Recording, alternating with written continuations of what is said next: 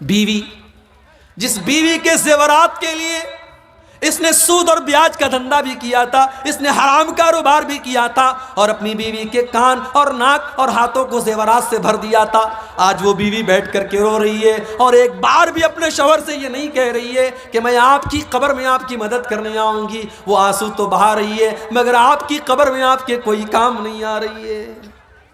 ہو لوگو، اگر انسان صرف اپنی موت کے اوپر غور کرے اسے سمجھ میں آ جائے گا یہ دنیا کتنی بے وفا ہے۔ وَمَا الْحَيَاةُ الدُّنْيَا إِلَّا مَتَاعُ الْغُرُورِ، یہ دنیا تو بے وفا ہے، یہ دنیا تو دھوکے کا سامان ہے۔ اس دنیا کو کوئی مطلب نہیں کہ آپ کی آرزو کیا تھی، آپ کے سپنے کیا تھے۔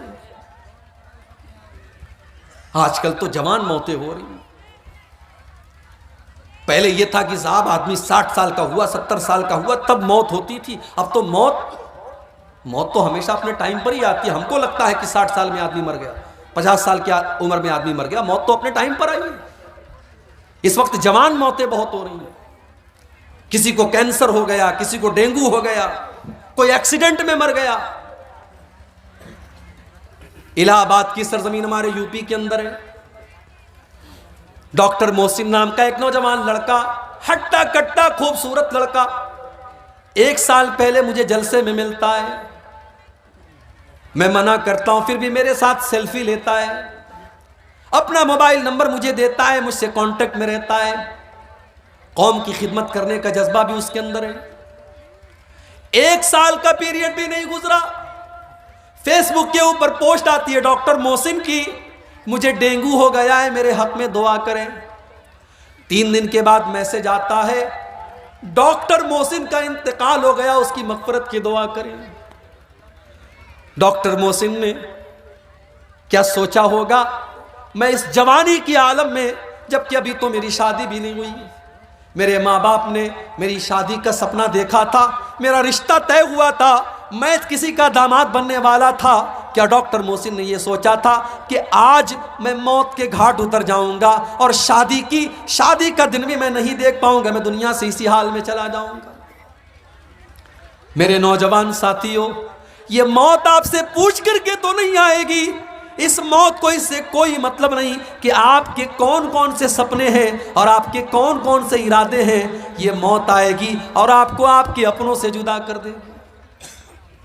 ہمارے بڑے اچھے دوست تھے مولانا عبد الرحمن ساجد سلفی، اتر پردیش کے سدھارتھ نگر کے رہنے والے، ممبئی میں مسجد کے امام ہیں، تقریر کرنے کے لیے پونا جاتے ہیں، رات میں تقریر کر کے واپس لوٹ رہے ہیں، ٹیکسی کے اوپر سوار ہیں، ایکسیڈنٹ ہو جاتا ہے، انتقال ہو جاتا ہے، خوبصورت چہرہ لہو لہان ہو جاتا ہے، جو دیکھتا ہے اس کی آنکھوں میں آنسو آ جاتے ہیں۔ لیکن میرے پیارے بھائیوں، موت کو کوئی ترس نہیں آتا، موت کو کوئی رحم نہیں آتا، موت کا فرشتہ اس سے کوئی مطلب نہیں کہ آپ کا 1.5 سال کا بچہ آپ کا انتظار کر رہا ہے، ابھی آپ کی نئی شادی ہوئی ہے، ابھی آپ کی جوان بیوہ آپ کا انتظار کر رہی ہوگی، آپ کے ماں باپ آپ کا انتظار کر رہے ہیں، ابھی تو آپ نے مکان بھی نہیں بنایا، ابھی تو آپ نے زندگی میں بہت سارے سپنے پورے نہیں کیے، موت آئے گی اور آپ کے سارے سپنوں کو چکناچور کر دے گی۔ الہاکم التکاثر حتی زرتم المقابر، میرے بندو تم کتنا بھاگو گے تم اللہ سے بھاگ کر کے کہاں جاؤ گے؟ حتی زرتم المقابر، ایک دن تو تم کو قبرستان آنا ہے۔ ہم تو اتنے بے رحم ہو گئے، ہم تو قبرستان میں بھی بیٹھ کر کے موبائل پر گرل فرینڈ سے باتیں کر رہے ہیں، ہم تو اتنے بے رحم ہو گئے کہ قبرستان پر بیٹھ کر کے غیبت اور چغلی ہو رہی ہے، اور قبرستان پہ بیٹھ کر کے جوا کھیلا جا رہا ہے، اور قبرستان میں بیٹھ کر کے شراب پی جا رہی ہے۔ ہمیں تو قبرستان میں بھی موت یاد نہیں آتی۔ او لوگو، میرے نبی کو تو قبر کو دیکھ کر کے موت یاد آ جاتی تھی۔ ابن ماجہ کی روایت ہے، ایک انصاری صحابی کا جنازہ ہے، جنازے کو قبر میں اتارا جا رہا ہے، اللہ کے پیارے نبی اپنے صحابہ کے ساتھ قبر کے پاس بیٹھے ہوئے ہیں، اور آپ کی آنکھوں سے آنسو بہنے لگتے ہیں اور اتنا روتے ہیں حتی بل السرا، وہاں کی زمین آپ کے آنسوؤں سے بھیگ جاتی ہے۔ اس کے بعد آپ قبر کی طرف اشارہ کر کے کہتے ہیں لمثل ھذا فاعدوا یا اخوانی، اے میرے صحابہ اس قبر کی تیاری کرو، یہاں تم کو آنا ہے۔ او لوگو، ہم تو اتنے کٹھور دل ہو گئے، ہم کو تو قبر دیکھ کر کے بھی موت یاد نہیں آتی۔ حتی زرتم المقابر، قبرستان تو تم کو جانا ہے۔ انسان بہت ترقی کر گیا، بڑے بڑے ہاسپٹل کھل گئے، کٹیہار میں، کشن گنج میں، دلی میں، ممبئی میں، مگر آج بھی ڈاکٹر کے پاس موت کا کوئی علاج نہیں ہے۔ ایک ٹائم ایسا آتا ہے ڈاکٹر کہتا ہے صاحب مریض کو لے جاؤ، اب اس کو دوا کی نہیں، اس کو دعا کی ضرورت ہے۔ ایک ایسا ٹائم آتا ہے ڈاکٹر بھی اپنے، پولیس والا بھی اپنے سر کی ٹوپی اتار دیتا ہے اور ڈاکٹر بھی اپنے سر کا رومال کھول دیتا ہے اور کہتا ہے اب ان کے پاس میرے پاس ان کا کوئی علاج نہیں، ان کی موت کا ٹائم آ چکا ہے۔ اسی لیے اللہ قرآن میں سورہ واقعہ کے اندر فرماتا ہے کلا اذا بلغت الحلقوم وانتم حینئذ تنظرون، میرے بندو جب موت کا ٹائم آتا ہے، جب روح کے نکلنے کا ٹائم آتا ہے، فلولا اذا بلغت الحلقوم وانتم حینئذ تنظرون، تم اپنی آنکھوں سے دیکھ رہے ہو کہ ایک انسان دنیا سے جا رہا ہے، اس کی موت کا ٹائم قریب ہے۔ وَنَحْنُ أَقْرَبُ إِلَيْهِ مِنْكُمْ وَلَكِنْ لَا تُبْصِرُونَ، بیوی یہ سمجھتی ہے کہ شوہر کے سب سے قریب میں بیٹھی ہوں، بیٹا یہ سمجھتا ہے کہ باپ کے سب سے قریب میں بیٹھا ہوں۔ اللہ کہتا ہے کہ تم سے زیادہ قریب تو ہم ہیں، اس مرنے والے سے تم سے زیادہ قریب تو ہم ہیں، لیکن تم کو نظر نہیں آتا، ہم تو اس مرنے والے کے تم سے بھی زیادہ قریب ہیں۔ فلولا ان کنتم غیر مدینین ترجعونها ان کنتم صادقین، اگر تمہیں یہ لگتا ہے کہ تمہارے اوپر اللہ کا پاور نہیں ہے، اللہ کی طاقت نہیں ہے، تو ذرا مرنے والے کی روح کو واپس ڈال کر کے دکھا دو، ذرا موت سے اس کو بچا کر کے دکھا دو۔ تم نہیں دکھا سکتے، موت سے بچ نہیں سکتے۔ اور اسی لیے اللہ نے اپنے نبیوں کو بھی موت کے گھاٹ اتارا، نبیوں کو بھی موت آئی۔ سلیمان علیہ السلام اتنے بڑے نبی ہیں، جنات ان کے کنٹرول میں ہیں اور جنات ان کے حکم سے بیت المقدس کی تعمیر کر رہے ہیں۔ حضرت سلیمان ان کو ڈائریکشن دے رہے ہیں اور جنات بیت المقدس کی تعمیر کر رہے ہیں۔ سلیمان علیہ السلام لاٹھی کے سہارے کھڑے ہیں اور ان کو ڈائریکشن دے رہے ہیں، اور اسی حال میں سلیمان علیہ السلام کو موت آ گئی۔ لاٹھی پر ٹیک لگا کر کے کھڑے تھے، موت آ گئی، انتقال ہو گیا سلیمان علیہ السلام کا۔ آنکھیں کھلی ہے، جنات یہ سمجھ رہے ہیں کہ سلیمان علیہ السلام دیکھ رہے ہیں، وہ فٹافٹ اپنا کام کر رہے ہیں۔ قرآن کریم میں اللہ نے فرمایا فَلَمَّا قَضَيْنَا عَلَيْهِ الْمَوْتَ مَا دَلَّهُمْ عَلَى مَوْتِهِ إِلَّا دَابَّةُ الْأَرْضِ تَأْكُلُ مِنْ سَأْتَهِ، جب سلیمان کی موت کا فیصلہ ہم نے کر دیا تو جنات کو ان کی موت کے بارے میں پتہ بھی نہیں چلا، وہ تو ان کی لاٹھی کو جب گھن کے کیڑے نے کھا لیا اور لاٹھی کٹ کر کے گر گئی اور سلیمان علیہ السلام کی ڈیڈ باڈی زمین پر آ گئی، تب جنات کو پتا چلا کہ ان کو غیب کے بارے میں پتا نہیں، ان کو پتا نہیں کہ سلیمان کو موت کب آئی۔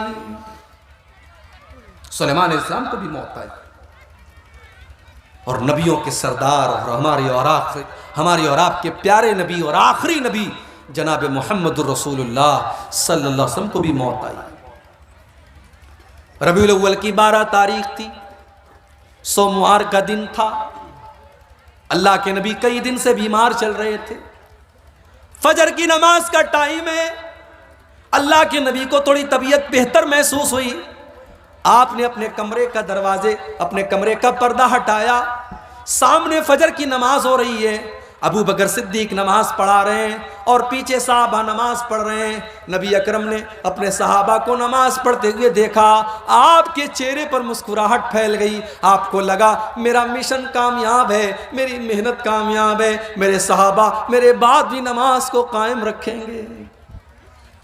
میرے پیارے ساتھیوں، جا کر کے ذرا اپنی مسجدوں کا جائزہ لو۔ اس گاؤں کے اندر مجھے نہیں پتا کتنی مسجدیں ہیں، جاؤ ذرا مسجدوں میں فجر کی نماز کا جائزہ لو. اگر یہ بیچارے 70 سال والے 60 سال والے یہ ڈنڈا لے کر کے چلنے والے بوڑھے اگر مسجد میں جانا بند کر دیں تو شاید فجر کی نماز میں تالا لگ جائے مسجدوں میں اور فجر کی نماز میں کوئی مسجد کو کھولنے والا نہ ہو. ہم تو نماز سے اتنے دور ہیں, کوئی بات نہیں ہے. ہمارا کاروبار چل رہا ہے, ہماری دکان چل رہی ہے, نماز ہو رہی ہے, اور محبت رسول کا دعویٰ. اللہ اکبر. ایک مرتبہ ربیع الاول کا مہینہ تھا, میرا پروگرام تھا کلیا چک میں, مالدہ میں. مالدہ اسٹیشن سے کلیا چک جانے میں عام طور سے 1 سے 1.5 گھنٹہ لگتا ہے, مجھے 3 گھنٹے لگ گئے. راستے پر جلوس نکل رہا تھا صاحب. کس کا جلوس نکل رہا ہے؟ نبی کے عاشقوں کا جلوس نکل رہا ہے. نبی کے عاشقوں کا جلوس نکل رہا ہے. ڈی جے بج رہا ہے, راستوں کو جام کر کے, ناچ کر کے, گا کر کے, نعرے لگا کر کے لوگ محبت رسول ظاہر کر رہے ہیں.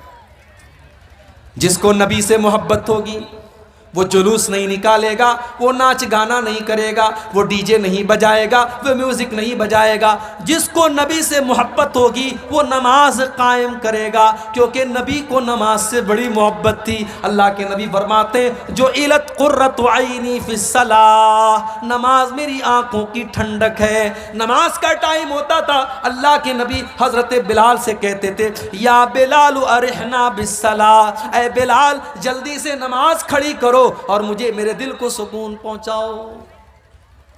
فجر کی نماز ہو رہی ہے, اللہ کے نبی کے چہرے پر مسکراہٹ پھیل گئی کہ میرے بعد بھی میرے صحابہ نماز قائم کریں گے, میرا مشن چالو ہے, میرا مشن جاری ہے. نبی اکرم نے زبان سے کچھ نہیں کہا ہے, پردہ ہٹایا ہے اور دروازے پر آ کر کے کھڑے ہیں. صحابہ کو اپنے نبی سے اتنا پیار تھا, انہوں نے محسوس کر لیا, ان کو اپنے نبی کی خوشبو محسوس ہو گئی, ان کو پتہ چل گیا کہ اللہ کے نبی اپنے دروازے پر آئے ہیں. صحابہ نے نماز کی حالت میں ابو بکر صدیق کو اشارہ کرنا شروع کیا کہ اللہ کے نبی آ چکے ہیں, اب تم پیچھے آ جاؤ, اللہ کے نبی نماز پڑھائیں گے. حضرت ابو بکر نے پیچھے ہٹنے کا ارادہ بھی کیا, لیکن اللہ کے نبی نے اشارہ کیا کہ نہیں تم نماز پڑھاتے رہو, اور اللہ کے نبی نے دوبارہ پردہ گرا دیا. اور صحابہ کہتے ہیں یہ آخری نظر تھی جو اللہ کے نبی نے صحابہ پر ڈالی تھی. فجر کا وقت تھا, پھر سورج نکلا, دن چڑھنے لگا, چاشت کا وقت آنے لگا, اور جیسے جیسے دن چڑھ رہا ہے محمد رسول اللہ کی تکلیف میں اضافہ ہو رہا ہے. اما عائشہ فرماتی ہیں اسی سوموار کے دن میرے بھائی عبد الرحمن آئے, وہ مسواک کر رہے تھے, اللہ کے نبی کی نظر پڑ گئی, آپ نے اشارہ کیا کہ میں بھی مسواک کرنا چاہتا ہوں. اما عائشہ نے اپنے بھائی سے مسواک کو لیا اور مسواک کو اپنے دانتوں سے نرم کیا تاکہ اللہ کے پیارے نبی کو مسواک کرنے میں تکلیف نہ ہو. بیوی وہ ہوتی ہے جس کو شوہر کی تکلیف کا اتنا احساس ہے. شوہر بیمار ہے تو اما عائشہ نے مسواک کو نرم کیا تاکہ میرے نبی کو, میرے شوہر کو تکلیف نہ ہو, آسانی سے مسواک کر سکے. اور اما عائشہ فرماتی ہیں یہ میرے لیے فخر کی بات تھی کہ اللہ کے نبی کے آخری ٹائم میں میرا لعاب اللہ کے نبی کے لعاب کے ساتھ مل گیا. میں نے مسواک کو نرم کیا اور اللہ کے نبی کو دیا, اور آپ نے اسی مسواک سے اپنے دانتوں کو صاف کیا.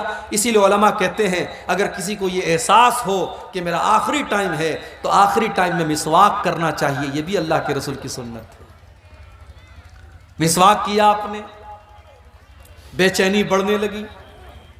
آپ کے بغل میں ایک پیالے میں پانی رکھا ہوا تھا, آپ بار بار اپنے ہاتھ میں پانی لیتے, اپنے چہرے پر چھڑک لیتے اور کہتے اللہم اعنی علی سکرات الموت, ہے اللہ تو موت کی سختیوں پر میری مدد فرما, ہے اللہ سکرات الموت پر تو میری مدد فرما. اما عائشہ فرماتی ہیں کہ پہلے میں موت کی سختی کو بہت غلط سمجھتی تھی, مگر جب اپنے نبی کے اوپر میں نے موت کی سختی کو دیکھا تب میں نے موت کی سختی کو غلط سمجھنا بند کر دیا. اس کے بعد اما عائشہ فرماتی ہیں آپ نے اپنے دونوں ہاتھ اٹھائے, آپ نے اپنے دونوں ہاتھ اٹھائے اور آپ کی زبان سے نکلا مع الذین انعمت علیہم من النبیین والصدیقین والشہداء والصالحین۔ اے اللہ تو مجھے ان لوگوں میں شامل فرما دے جن پر تیرا انعام ہوا ہے، اپنے نبیوں میں شامل فرما دے، اپنے صدیقین میں شامل فرما دے، اپنے شہداء میں شامل فرما دے، اپنے نیک بندوں میں شامل فرما دے۔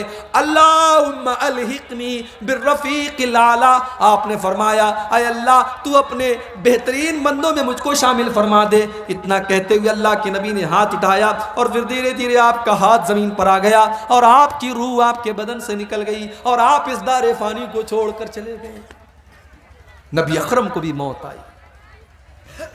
یہ موت ہے میرے بھائی، اگر اس کو ہم یاد رکھیں تو دنیا کی لذتیں دیکھ کر کے ہم بہکیں گے نہیں، دنیا کی رنگینیاں دیکھ کر کے ہم بہکیں گے نہیں۔ الہاکم التکاثر، میرے بندو یہ مال و دولت کی اور دنیا کی رنگینیوں کو دیکھ کر کے تم اللہ کو بھول بیٹھے ہو۔ حتیٰ زرتم المقابر، مگر ایک دن آئے گا جب تم قبرستان جاؤ گے، جب تمہاری موت ہو جائے گی تم قبرستان پہنچو گے۔ کلا سوف تعلمون، اس کے بعد تمہیں ضرور پتا چل جائے گا کہ اللہ کا وعدہ کتنا سچا تھا۔ ثم کلا سوف تعلمون، تمہیں ضرور پتا چل جائے گا کہ اللہ کا وعدہ سچا تھا۔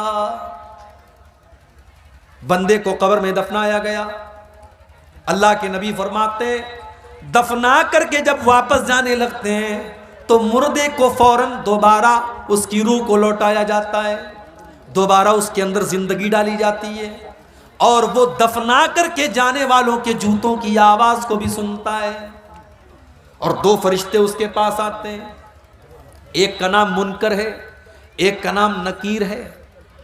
یہ دونوں فرشتے اس کو بٹھاتے ہیں۔ ایک سوال پیدا ہوا، بھئی مسلمان اپنے مردوں کو قبر میں دفناتا ہے مگر ہمارے ہندو بھائیوں کیا تو جلا دیا جاتا ہے، ان کو قبر میں عذاب کیسے ہوگا؟ پارسی لوگوں کے یہاں تو لاش میں مسالہ لگا کر کے چل کگوں کو کھلا دیا جاتا ہے، ان کے یہاں کیسے حساب و کتاب ہوگا؟ کوئی پانی میں سفر کر رہا تھا، ڈوب کر کے مر گیا، مچھلیوں نے اس کو کھا لیا، اس کا قبر میں حساب و کتاب کیسے ہوگا؟ کوئی فلائٹ میں سفر کر رہا تھا اور فلائٹ میں حادثہ ہو گیا اور فلائٹ میں جتنے لوگ تھے سب مر گئے، چتلے اڑ گئے، ان کا حساب و کتاب کیسے ہوگا قبر کے اندر؟ تو یہ بات یاد رکھیے، ان اللہ علی کل شیء قدیر۔ یہ سوال ہمارے لیے پیدا ہوتا ہے کہ ہمارے لیے یہ کام سمبھو ہے کہ نہیں ہے، ممکن ہے کہ نہیں ہے، پاسبل ہے کہ نہیں ہے؟ اللہ کے لیے سب کچھ پاسبل ہے۔ اللہ جس حال میں چاہے گا اور جہاں چاہے گا وہاں قبر کا جو معاملہ ہوگا وہ ہوگا میرے بھائی۔ مسلمان کے مردوں کو قبر کے اندر عذاب اور ثواب جو ہوگا وہ ملے گا، غیر مسلم جن کو جلا دیا جاتا ہے ان کا بھی حساب و کتاب ہوگا، پارسیوں کا بھی حساب و کتاب ہوگا، فلائٹ کے اندر جلنے والوں کا بھی قبر کا معاملہ ہوگا۔ اب ان کا کیسے معاملہ ہوگا اس کی حقیقت ہم نہیں جانتے، لیکن ہوگا، ہمارا اس کے اوپر ایمان ہے۔ ہماری عقل میں آئے نہ آئے، ہماری لاجک میں آئے نہ آئے، لیکن ہمیں ماننا ہے، ہمیں ایمان رکھنا ہے، اس لیے کہ اللہ نے اپنے مومن بندوں کی یہ پہچان بتائی، الذین یؤمنون بالغیب، کہ وہ غیب کے اوپر ایمان رکھتے ہیں، وہ بغیر دیکھے ایمان رکھتے ہیں۔ دو فرشتے آئے، منکر نکیر، انہوں نے بٹھایا آپ کو، انہوں نے 3 سوال پوچھا، من ربک، تمہارا رب کون؟ ما دینوں کا، تمہارا دین کیا؟ من نبیوں کا، تمہارے نبی کون؟ تمہارا رب کون، تمہارے نبی کون، تمہارا دین کیا؟ یہی 3 سوال ہوگا بس، چوتھا کوئی سوال نہیں۔ کتنی پراپرٹی بنا کے آئے سوال نہیں، کتنا پڑھ لکھ کر کے آئے یہ بھی سوال نہیں، کتنا دھن دولت کمایا یہ بھی سوال نہیں، سوال 3 ہوگا، تیرا رب کون، تیرا دین کیا اور تیرے نبی کون۔ اب ذرا دل پر ہاتھ رکھ کے بتانا میرے بھائیو، ان 3 سوالوں کا جواب آپ کو کہاں ملے گا؟ اسکول میں تو نہیں ملے گا، کالج میں تو نہیں ملے گا، سائنس میں نہیں ملے گا، میتھ میں نہیں ملے گا، ہسٹری میں نہیں ملے گا، انگلش کی کتابوں میں نہیں ملے گا۔ ان 3 سوالوں کا جواب رب کے قرآن میں ملے گا اور مصطفیٰ کے فرمان میں ملے گا۔ آپ آج بچوں کو مدرسے نہیں بھیجتے، مجھے اعتراض نہیں، آپ اسکول بھیجو، مجھے کوئی اعتراض نہیں، مگر آپ اپنے بچے کو اس لائق بناؤ، اپنی بیٹی کو اس لائق بناؤ کہ آپ کا بچہ اور بچی اسکول میں پڑھ کر بھی ان 3 سوالوں کا صحیح جواب دے دے، اسے پتا ہو کہ اس کا رب کون ہے، اسے پتا ہو اس کا اسلام، اس کا دین کیا ہے، اور اس کو پتا ہو کہ اس کے نبی کون۔ جس اسکول میں کرسمس کے موقع پر اوپر سے ٹافی گرا کر کے یہ بتایا جا رہا ہو کہ آج اللہ کا بیٹا پیدا ہوا ہے، نعوذ باللہ، آج اللہ کا بیٹا پیدا ہوا ہے اس لیے اللہ تعالیٰ ٹافی بانٹ رہا ہے، جہاں اسکول میں بچوں کو یہ تعلیم دی جا رہی ہو، وہاں کا بچہ کیسے مسلمان ہوگا؟ جہاں لڑکیوں کو یہ سکھایا جا رہا ہو کہ تمہارے بدن کا کوئی پردہ نہیں ہے، تم جیسے چاہے ویسے کپڑے پہن کر کے نکل سکتی ہو، وہاں پڑھنے والی لڑکی کہاں سے پردہ کرے گی اور اس کی آنکھوں میں کہاں سے شرم و حیا آئے گی؟ اسی لیے آج مسلمان لڑکیاں غیروں کے ساتھ فرار ہو رہی ہیں۔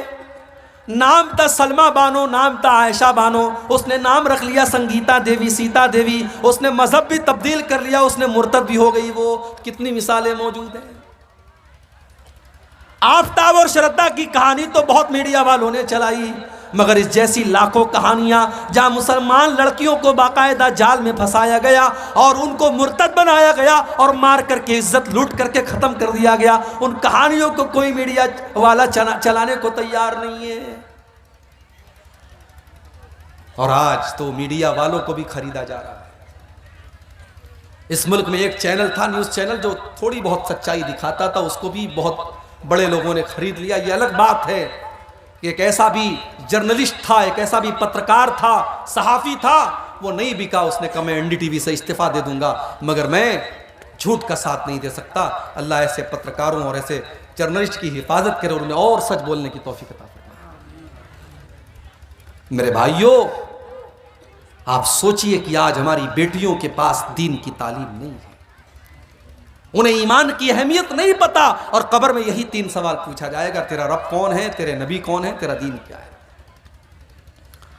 اچھا، اگر ہم دنیا میں رٹ لیں میرا رب اللہ ہے، میرا دین اسلام ہے، میرے نبی محمد ہے، رٹنے سے کام نہیں چلے گا، رٹنا نہیں ہے۔ اگر آپ چاہتے ہیں کہ قبر میں آپ کے منہ سے صحیح جواب نکلے تو آپ کو اللہ والی زندگی گزارنی پڑے گی۔ اگر آپ چاہتے ہیں کہ قبر میں آپ کے منہ سے نکلے میرا دین اسلام ہے تو آپ کو اسلام پر چلنا پڑے گا، آپ کی زندگی اسلام والی ہوگی، تب قبر میں صحیح جواب نکلے گا۔ اگر آپ چاہتے ہیں کہ قبر میں جب فرشتہ پوچھے تیرے نبی کون ہیں اور آپ کے منہ سے یہ نکلے میرے نبی محمد صلی اللہ علیہ وسلم ہے، تو آپ کو اللہ کے نبی کے طریقے پر زندگی گزارنی پڑے گی۔ جو بندہ مومن ہوگا، جس نے ایمان والی زندگی گزاری ہوگی، وہ ان 3 سوالوں کا صحیح جواب دے گا۔ وہ کہے گا میرا رب اللہ ہے، میرا دین اسلام ہے، میرے نبی محمد ہیں۔ فرشتہ پوچھے گا وما یدریکا، تجھے ان 3 سوالوں کا جواب کیسے پتا چلا؟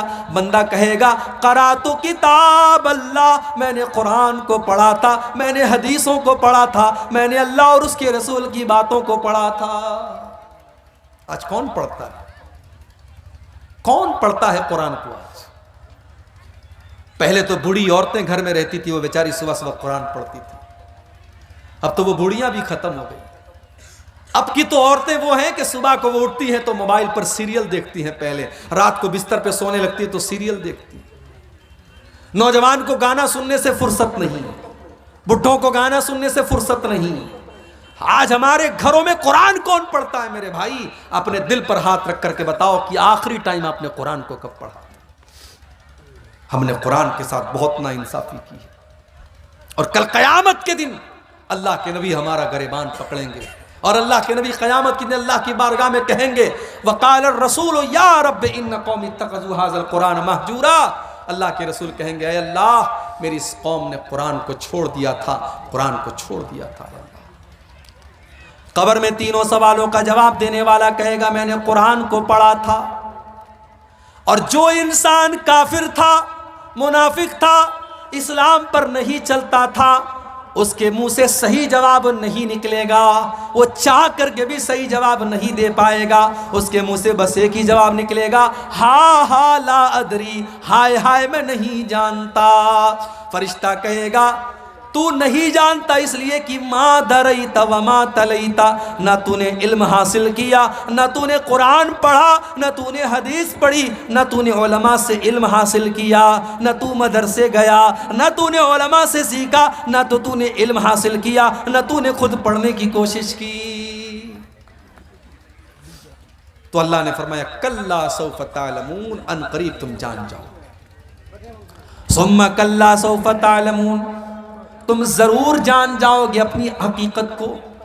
کلا لو تعلمون علم الیقین، میرے بندو اگر تم یقین کی نظر سے قبر کا منظر دیکھ لو تو اپنے مردوں کو دفنانا بند کر دو گے۔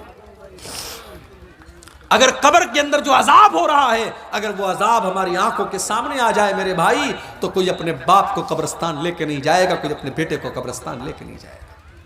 اللہ کے نبی فرماتے ہیں کہ اگر مجھے اس بات کا ڈر نہ ہوتا کہ تم اپنے مردوں کو دفنانا بند کر دو گے تو میں اللہ سے دعا کرتا کہ وہ عذاب قبر کی آواز تم کو سنا دے، لیکن ہم سن لیں گے تو مردوں کو دفنانا بند کر دیں گے۔ کلا لو تعلمون علم الیقین، میرے بندو اگر تم یقین کی نظر سے قبر کے عذاب کو دیکھ لو، اللہ کے عذاب کو دیکھ لو، تو تمہارا کیا حال ہوگا؟ لَتَرَوُنَّ الْجَحِيمَ، تم ضرور جہنم کو دیکھو گے۔ جہنم، ہائے ہائے، اب یہ پورا ایک ٹاپک ہے کہ جہنم کیسی ہے اور کیا ہے۔ کبھی انشاءاللہ آپ کے علاقے میں موقع ملا تو تقریر اس پر ہوگی کہ جہنم کیسی ہو۔ اتنا سمجھ لیجئے کہ تکلیف اور ٹارچر کی آخری حد ہے جہنم۔ جہنم وہ جگہ ہے جہاں آپ موت کی آرزو کریں گے مگر موت نہیں ملے گی۔ جہنم وہ جگہ ہے جو اللہ نے اپنے نافرمانوں کے لیے سزا کے طور پر تیار کر کے رکھی۔ کلما نضجت جلودہم بدلناہم جلودا غیرہا لیذوقوا العذاب، جب جہنمیوں کے چمڑے جہنم کی آگ میں جلنے لگیں گے تو ہم ان کے اوپر نیا چمڑا چڑھا دیں گے تاکہ بار بار جلنے کی تکلیف ان کو محسوس ہو۔ جہنمیوں کو آگ کا بستر دیا جائے گا، ان کو ایسا پھل دیا جائے گا جس کو کھانے کے بعد ان کا پیٹ انگارہ بن جائے گا، اس کو کڑوا کسیلا جہنمیوں کا پیپ اور مواد پلایا جائے گا۔ لَتَرَوُنَّ الْجَحِيمَ، میرے بندو تم جہنم کو ضرور دیکھو۔ میرے بھائیوں، آج اگر دنیا میں کوئی جل جائے، اس کی لاش کو دیکھ کر کے ہم برداشت نہیں کر سکتے۔ سوچو میرے بھائیوں، ہمارے بیٹے اور بیٹیاں جہنم کی آگ میں جلے، ہم یہ کیسے گوارا کر سکتے ہیں؟ ہماری بیوی، ہمارا پریوار جہنم کی آگ میں جلے، ہم یہ کیسے گوارا کر سکتے ہیں؟ لَتَرَوُنَّ الْجَحِيمَ، میرے بندو تم ضرور جہنم کو دیکھو گے۔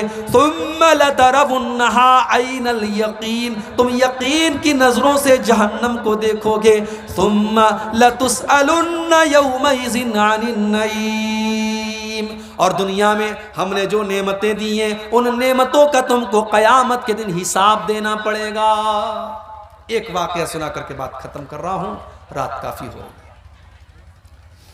آپ کو اچھا کھانا مل رہا ہے، اچھے مکان میں آپ رہتے ہیں، آپ کے بال بچے تندرست ہیں، آپ کو اللہ نے اگر ان نعمتوں سے نوازا ہے، ان نعمتوں کا حساب اللہ کی بارگاہ میں آپ کو دینا پڑے گا۔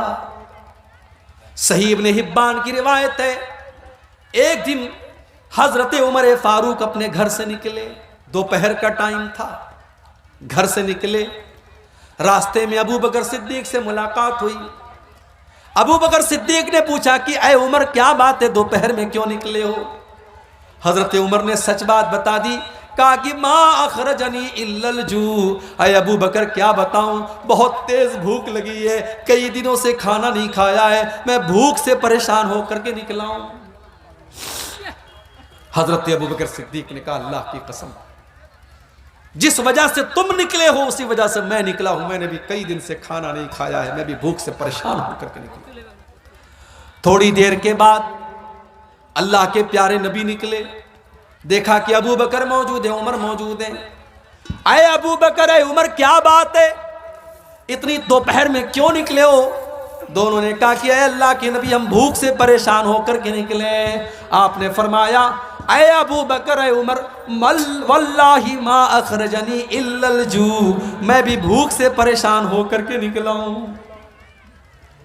ہمارے پاس آج چین سے روٹی مل رہی ہے، چین سے چاول مل رہا ہے، کھا رہے ہیں، پی رہے ہیں، کتنی بڑی نعمت ہے میرے بھائی۔ یہاں اللہ کے نبی ہیں، ابو بکر ہیں، عمر ہیں، دنیا کے اللہ کے نبی ہیں، اور نبی کے بعد دنیا کی سب سے مہان دو ہستیاں ہیں، اور یہ تینوں لوگ بھوکے ہو کر کے نکلے ہیں۔ اللہ کے نبی نے کہا چلو ابو ایوب انصاری کے گھر چلتے ہیں۔ یہ ابو ایوب انصاری کون تھے؟ یہ وہی صحابی تھے جب اللہ کے نبی مدینہ پہنچے تھے تو آپ کی اونٹنی ان کے دروازے کے پاس بیٹھی تھی، اور آپ نے انہی کے گھر میں قیام کیا تھا، اور یہ اللہ کے نبی کے میزبان تھے۔ اللہ کے نبی کی عادت تھی کہ روزانہ ابو ایوب انصاری کے گھر جاتے تھے، اور ابو ایوب انصاری کچھ ناشتہ آپ کو کراتے تھے۔ دوپہر کا ٹائم تھا، اللہ کے نبی گئے، دروازہ کھٹکھٹایا، بیوی نے دروازہ کھولا، ام ایوب نے دروازہ کھولا، دیکھا کہ اللہ کے نبی اور ابو بکر اور عمر موجود ہیں۔ ام ایوب نے کہا مرحبا، خوش آمدید، ویلکم، سواگت، اے اللہ کے نبی آپ میرے گھر پر پدھارے ہیں، آپ میرے گھر پر آئے ہیں، یہ تو میرے لیے بڑی قسمت کی بات ہے۔ اے اللہ کے نبی آپ جلدی سے گھر میں تشریف لائیں۔ نبی اکرم نے پوچھا ابو ایوب انصاری ہیں گھر پہ؟ اے اللہ کے نبی وہ تو کھیت میں کام کر رہے ہیں۔ ابھی یہ بات چیت چل ہی رہی ہے کہ ابو ایوب انصاری کھیت میں کام کر رہے ہیں، اور کانوں میں اللہ کے نبی کی آواز پہنچی، آئے دروازے پر اور خوش ہو کر کے کہنے لگے آج تو میری بڑی خوش نصیبی کی بات ہے، اللہ کے رسول میرے گھر پہ آئے ہیں، ابو بکر میرے گھر پہ آئے ہیں، عمر میرے گھر پہ آئے ہیں۔ تینوں لوگ گھر میں داخل ہوئے۔ ابو ایوب انصاری نے پوچھا اے اللہ کے نبی آپ تو شام کے ٹائم آتے تھے، دوپہر کے ٹائم آپ نہیں آتے تھے، کیا بات ہے؟ اے ابو ایوب بہت تیز بھوک لگی ہے، کچھ کھانے کا لاؤ۔ اے اللہ کے نبی ابھی لاتا ہوں۔ جلدی سے دوڑے گئے اور کھجوروں کی ہر ٹائپ کی کھجوروں کا گچھا توڑ کے لے آئے۔ کچھ پکی کھجوریں تھی، کچھ کچی کھجوریں تھی، کچھ تر کھجوریں تھی، کچھ سوکھی کھجوریں تھی، ساری کھجوروں کا گچھا لے کے آ گئے۔ ٹھنڈا ٹھنڈا پانی لے کے آ گئے۔ اپنی بیوی سے کہا تو روٹی بنا، اور بکری کو پکڑ کے لائے اور بکری کو ذبح کرنے لگے۔ نبی اکرم نے پوچھا کہ یہ دودھ دینے والی بکری تو نہیں ہے؟ کہا نہیں ہے اللہ کے نبی۔ کہا ٹھیک ہے ذبح کر دو۔ بکری ذبح کر دی، گوشت تیار ہو گیا، روٹی تیار ہو گئی، کھجور کھائی جا رہی ہے، پانی پیا جا رہا ہے۔ نبی اکرم نے فرمایا اے ابو ایوب یہ بکری کا گوشت ہو سکے تو تھوڑا فاطمہ کے گھر بھجوا دینا، اس نے کئی مہینوں سے گوشت نہیں کھایا ہے، ہو سکے تو میری بیٹی کے گھر یہ گوشت بھجوا دینا۔ اس کے بعد یہ کئی دن کے بھوکے لوگ تھے، روٹی کھا رہے ہیں، گوشت کھا رہے ہیں، کھجور کھا رہے ہیں، پانی پی رہے ہیں، طبیعت بالکل مطمئن ہو گئی، سیٹسفائیڈ ہو گئی، لیکن اللہ کے نبی کی آنکھوں سے آنسو بہ رہے ہیں۔ صحابہ نے پوچھا اے اللہ کے نبی کیا بات ہے؟ کئی دنوں کے بعد آپ کو اچھا کھانا مل رہا ہے، کھجور مل رہی ہے، پانی مل رہا ہے، بکرے کا گوشت مل رہا ہے، اور آپ کی آنکھوں میں آنسو بہ رہے ہیں۔ آپ نے فرمایا اے ابو بکر، اے عمر، ابھی کچھ دیر پہلے ہم تینوں اتنے بھوکے پیاسے تھے کہ اپنے گھر سے نڈھال ہو کر کے ہم نکلے تھے، اور ابھی اللہ نے کتنا نواز دیا، ٹھنڈا ٹھنڈا پانی بھی مل رہا ہے، ہر طریقے کی کھجوریں بھی مل رہی ہیں، بکرے کا گوشت بھی مل رہا ہے، اور روٹی بھی مل رہی ہے۔ اے ابو بکر، اے عمر، یہی تو اللہ کی وہ نعمتیں ہیں جن نعمتوں کا اللہ حساب لے گا، اور اللہ نے قرآن میں یہ کہہ بھی دیا ہے لَتُسْأَلُنَّ يَوْمَئِذٍ عَنِ النَّعِيمِ، میرے بندو تم سے اللہ تمہاری نعمتوں کا حساب لے گا۔ میرے بھائیوں، میرے نوجوان ساتھیوں، اگر آپ خوبصورت ہیں تو یہ خوبصورتی بھی نعمت ہے اور اللہ حساب لے گا۔ اگر آپ باڈی بلڈر ہیں اور آپ کے بدن میں طاقت ہے، اس طاقت کا اللہ حساب لے گا۔ اگر آپ پورے گاؤں میں سب سے زیادہ پیسے والے ہیں اور آپ کے پاس دولت ہے، اس دولت کا اللہ حساب لے گا۔ اگر آپ بال بچے والے ہیں اور آپ کے بہت سارے بچے ہیں اور سب تندرست ہیں، خوشحال ہیں، ان بچوں کا بھی اللہ حساب لے گا۔ لَتُسْأَلُنَّ يَوْمَئِذٍ عَنِ النَّعِيمِ، اللہ اپنی نعمتوں کا حساب لے گا۔ اب آپ کو کرنا کیا ہے؟ کرنا بس اتنا ہے کہ آپ اللہ کی نعمتوں کا صحیح استعمال کریے۔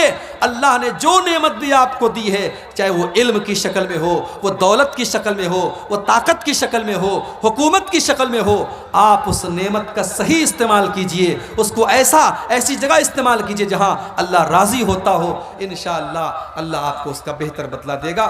یہ سورہ تکاثر کی آیات کی چند تفسیر میں نے آپ کے سامنے تھوڑی سی مختصر تفسیر آپ کے سامنے پیش کی ہے۔ اللہ سے دعا ہے رب العالمین ہم سب کو اپنی زندگی میں آخرت کی تیاری کرنے کی توفیق عطا فرمائے۔ اللہ موت کے بعد کی زندگی کی بھی ہم سب